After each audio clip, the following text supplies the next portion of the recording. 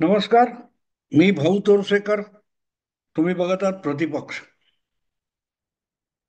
मित्रांनो, राजकारणामध्ये धूर्तपणा कशाला म्हणतात? की आपण सगळं करायचं आणि ते लचांड आपल्यावर उलटू नये यासाठी सही सलामत दूर राहायचं.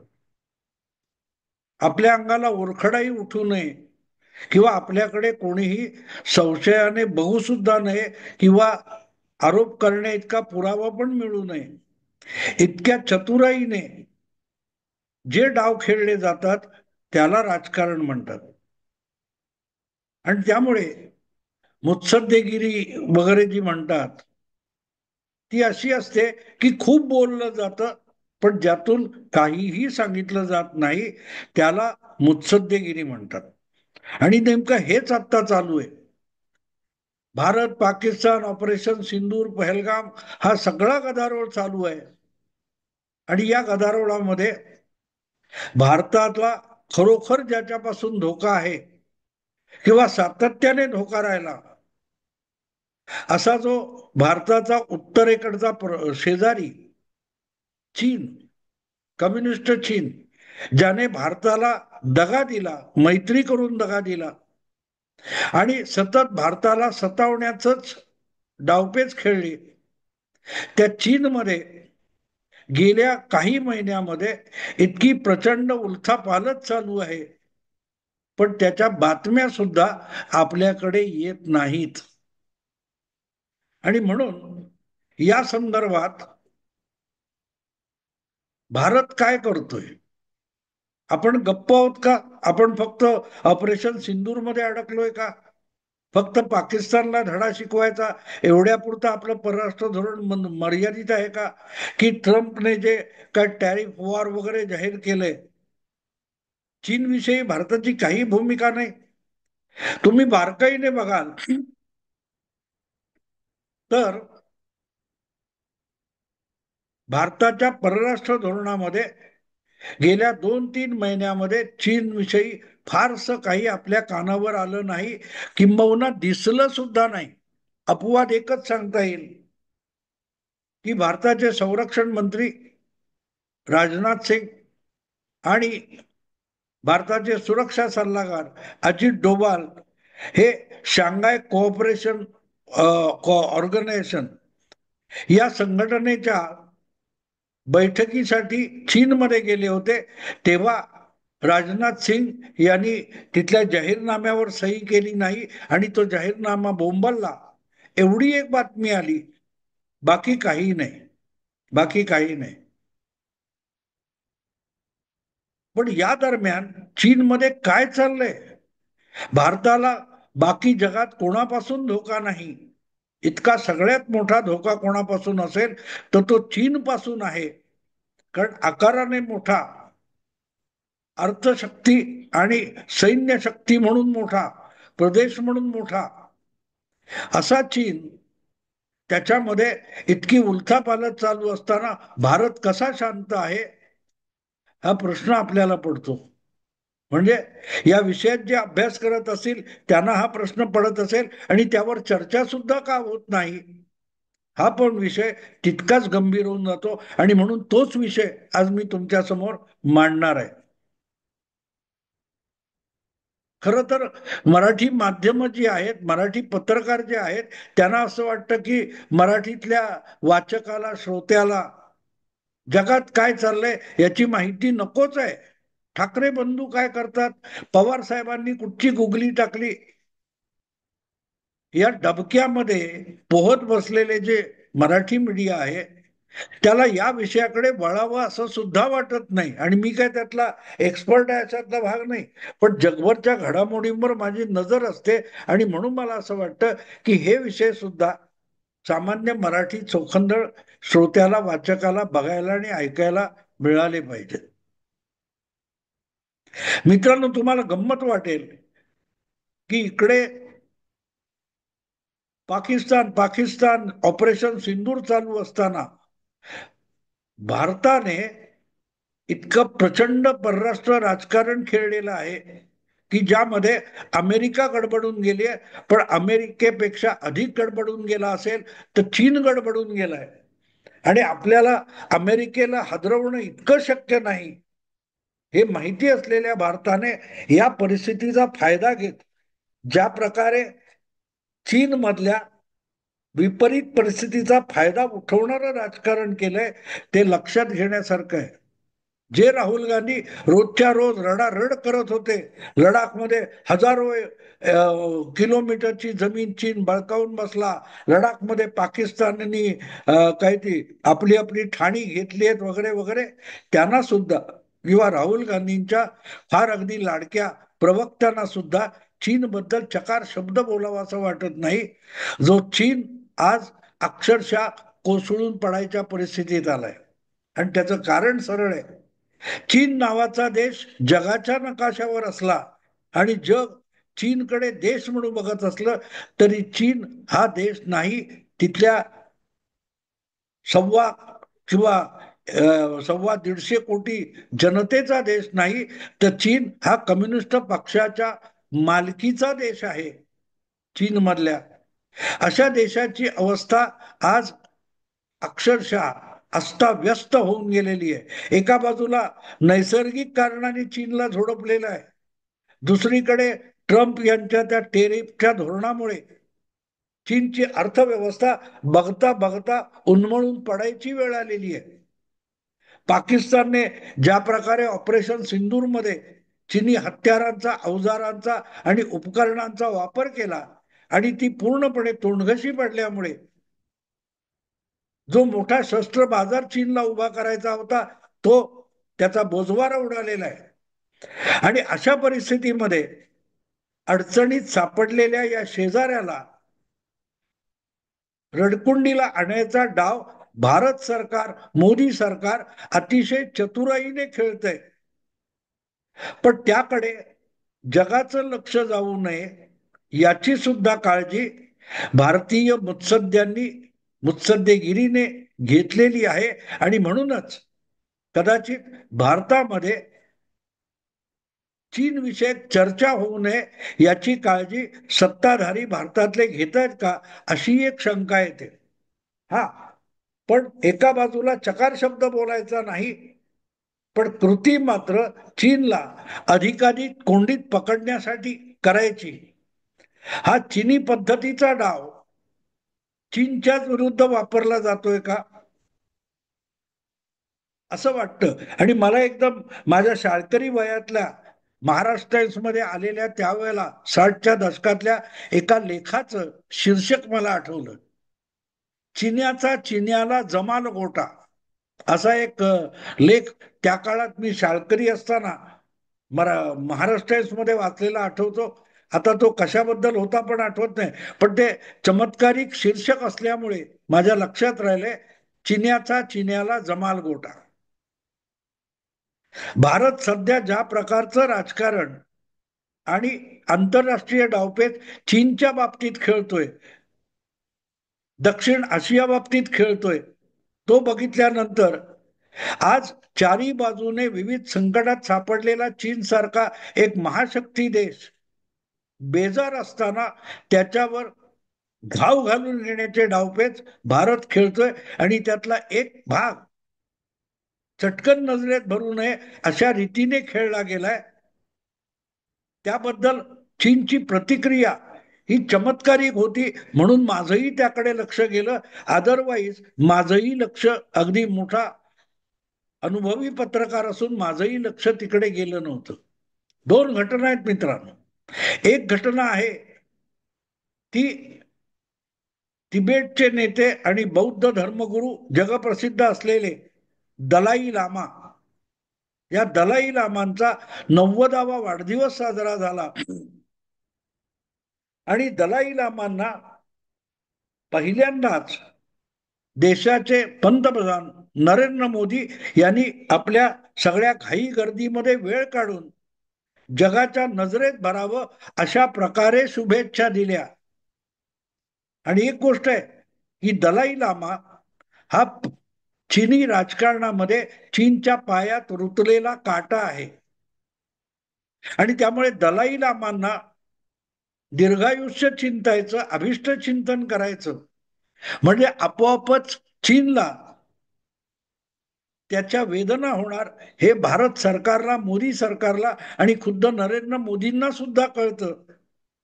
आणि म्हणूनच आजच्या परिस्थितीमध्ये अगदी वाजत गाजत दलाई लामांना शुभेच्छा देण्याची एक प्रतिक्रिया किंवा काय असेल तर पोस्ट वगैरे नरेंद्र मोदींनी टाकली आणि चीनकडून अपेक्षित प्रतिक्रिया आलेली आहे.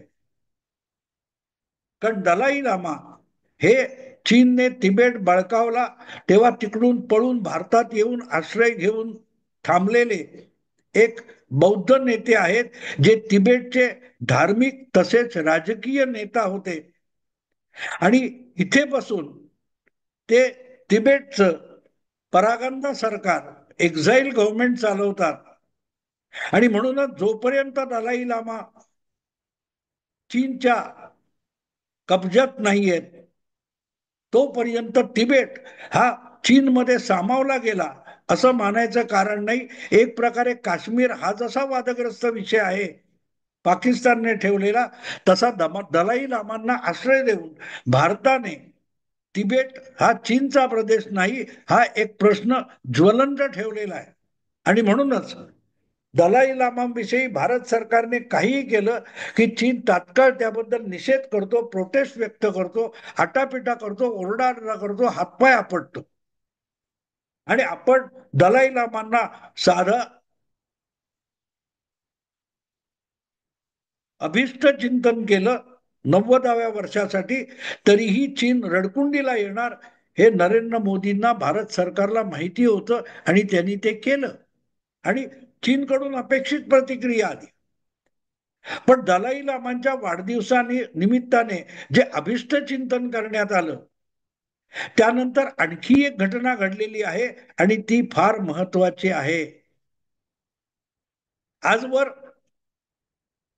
भारताची भारताचे जे शेजारी आहेत त्यामध्ये पाकिस्तान आणि चीन आणि नंतरच्या काळात बांगलादेश, म्यानमार या अशा मर्यादित गोष्टी केल्या जात होत्या. आणि त्यामुळे सगळ्यात धोकादायक किंवा शत्रू पद्धतीचं शेजारी म्हणजे चीन असं बोललं जात होतं. पण काल परवा अचानक भारताचे एक मुख्यमंत्री अरुणाचलचे प्रेमा खांडू यांनी एक असं वादग्रस्त विधान केलेलं आहे की ते वादग्रस्त किती आहे त्याचा बऱ्याच लोकांना जवळपास पत्ता लागलेला नाही. अमुक तमुक काय झालं, लडाखमध्ये काय झालं, अरुणाचलमध्ये काय झालं की लगेच चीनकडून प्रतिक्रिया येतात आणि भारताकडूनही त्याला उत्तरं दिली जातात. पण पहिल्यांदा असं झालेलं आहे, पहिल्यांदा की प्रेमा खांडू यांनी सरळ सरळ सांगून टाकलं की चीन हा आमचा शेजारी नाही, कारण चीन आणि भारत यांची कुठलीही संयुक्त सीमा किंवा सरहद्द नाही.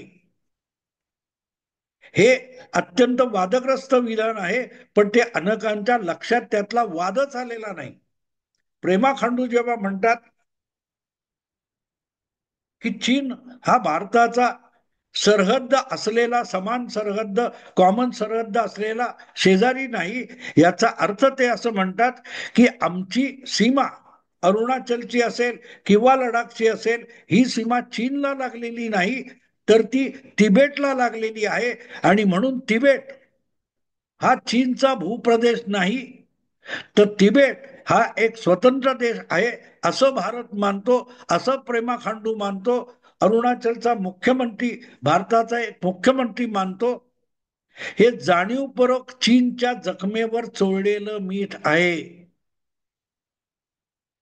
दलाई लामांना अभिष्ट चिंतन करायचं आणि दुसरीकडे तिबेट हा भारताचा शेजारी आहे असं भारताच्या एका मुख्यमंत्र्यांनी म्हणायचं, याचा अर्थ चीनमध्ये आज जे रणकंदन माजलेलं आहे, संपूर्ण चीनची व्यवस्था आणि राजव्यवस्था आणि राजकारण विस्कटलेलं आहे, त्यामध्ये आणखीन बवाल निर्माण करण्याचा प्रयास भारतीय मुत्सद्देगिरीतून होतोय, हे लक्षात घेतलं पाहिजे. आणि हे सगळं चालू असताना भारताचे पंतप्रधान भारतात नव्हते.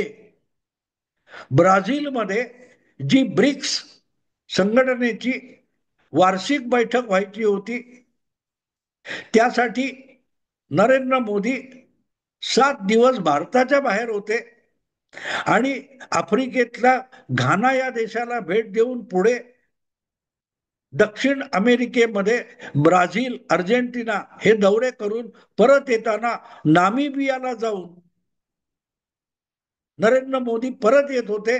या दरम्यानच्या या सगळ्या घटना आहेत. दलाई लामांचा 90वा वाढदिवस आणि अरुणाचलचे मुख्यमंत्री प्रेमा खांडू यांनी आम्ही चीनशी आमची सरहद्द लागत नाही असं वक्तव्य करून तिबेटचा मुद्दा उकरून काढणं, म्हणजे अक्षरशः बळबळत्या चीनच्या जखमेवर मीठ चोळलेलं आहे.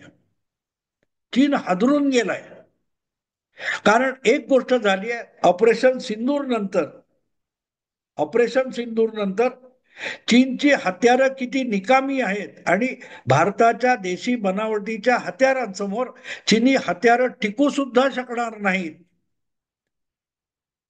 मग ते एअर डिफेन्स असोत किंवा ब्राह्मोस हे भारताचं सगळ्यात भेदक असं क्षेपणास्त्र असो, याच्या समोर आपल्या टिकाव लागेल की नाही याची चिंता आधीच चीनच्या संरक्षण खात्याला आणि सेनेला भेडसावते.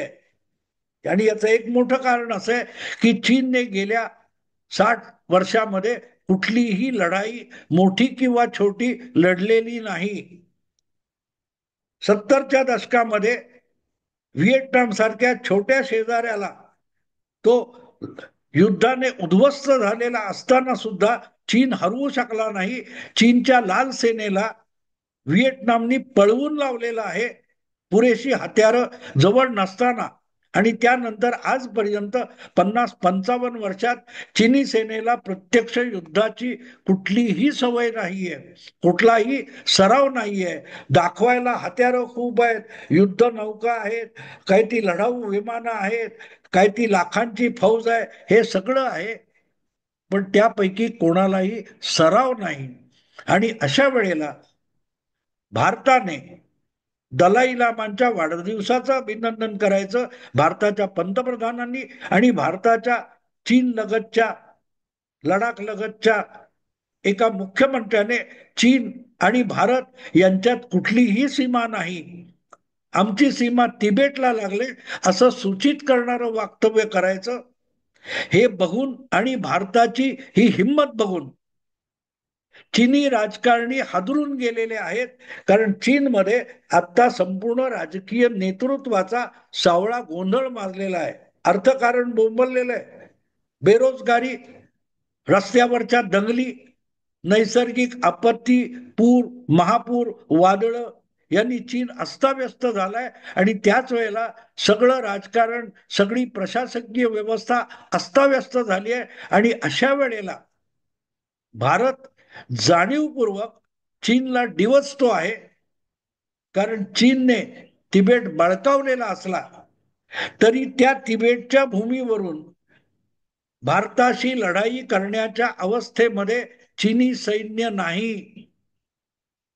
ज्या उंचीवर तिबेटचं पठार आहे किंवा तिबेटचा प्रदेश आहे, त्या उंचीवर लढण्याची क्षमता जितकी भारतीय सैनिकांमध्ये आहे तेवढी चीनी सैनिकांमध्ये नाही. म्हणून तिबेटच्या ठाण्यांमध्ये सातत्याने हजर राहायला, तैनात व्हायला चीनी सैनिक राजी नसतात.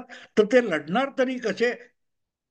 अगदी विमानं तरी उडवणार कसे, रणगाडे चालवणार कसे, हा चीनचा प्रॉब्लेम आहे. आणि तो भारताच्या लक्षात आल्यानंतर हे जाणीवपूर्वक चीनची सगळी राज्यव्यवस्था डळमळीत असताना भारताने मुत्सद्देगिरी करत चीनला डिवचलेलं आहे. आणि आपल्याला डिवचण्यापर्यंत भारताची हिंमत झाली, म्हणूनच चीनी राज्यकर्ते हादरून गेलेले. युपीएच्या काळामध्ये भारताचा संरक्षण मंत्री के अँथनी यांनी संसदेत सांगितलं होतं की सीमेवर आम्ही पायाभूत सुविधा उभारल्या तर चीनी सरकार नाराज होईल आणि त्यांच्या नाराजीसमोर आपला टिकाव लागणार नाही, म्हणूनच आम्ही सरहद्दीवर सैन्यासाठी पायाभूत सुविधा उभारत नाही, असा खुलासा युपीएचे संरक्षण मंत्री, काँग्रेसचे संरक्षण मंत्री संसदेत करत होते. आणि आज त्याच भारताची हिंमत इतकी झाली आहे की त्यांनी सीमेवर, चीन जवळच्या सीमेवर नजरेला नजर भिडवत आपलं सैन्य उभं केलंय, पायाभूत सुविधा उभं केल्यात, अवजड यंत्रणा आणि हत्यारं आणि हत्यारबंद सैनिक चीनी सीमेवर नेऊन ठेवलेत. आणि अशा वेळेला ती सीमा तिबेटची असताना तो प्रदेश चीनचा नाहीच असा दावा भारताच्या एका मुख्यमंत्र्याने करणं, याचा अर्थ डिवचणं असा होतो. आणि म्हणून चीन गडबडून गेलेला आहे. देशाचा पंतप्रधान दक्षिण अमेरिकेत आहे, जगाचा 7 दिवस दौरा करतोय, आणि अशा वेळेला भारताचा मुख्यमंत्री चीनला डिवचण्यापर्यंत हिंमत करतो. ही भारताच्या नव्या सामर्थ्याची चुणूक आहे. हे जर लक्षात घेतलं तर मग विश्वगुरु म्हणजे काय त्याचा थोडाफार अंदाज येऊ शकतो. मित्रांनो, आता इथेच थांबतो. आवडलं लाईक करा, शेअर करा आणि प्रतिपक्षाला सबस्क्राईब करा. नमस्कार.